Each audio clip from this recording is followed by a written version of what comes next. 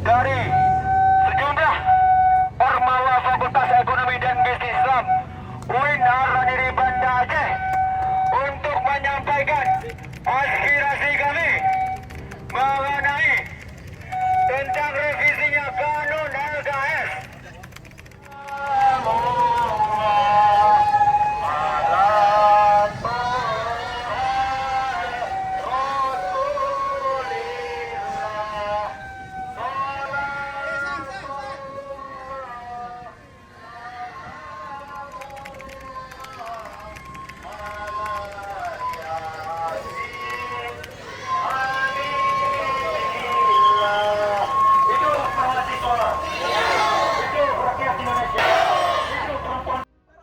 Nasional antara Aceh dan Jakarta kita harus ketahui bahwa ini adalah ujian yang kesekian kali terhadap pelaksanaan syariat Islam. Dan ingat waktu telepon caramu dalam Rozek terjadi demo.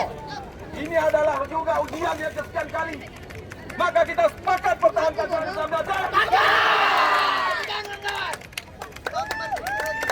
Oke, baik ada yang saya muliakan.